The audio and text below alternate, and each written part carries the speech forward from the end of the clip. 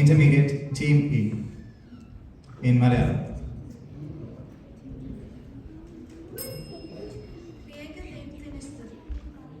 ഞങ്ങൾ ഇന്നിവിടെ പാടാൻ പോകുന്നത് ഓർത്തഡോക്സ് വിവാഹ ശുശ്രൂഷകളിൽ പാടുന്ന ഏതം തോട്ടം നട്ടു എന്ന് തുടങ്ങുന്ന ഗീതമാണ്.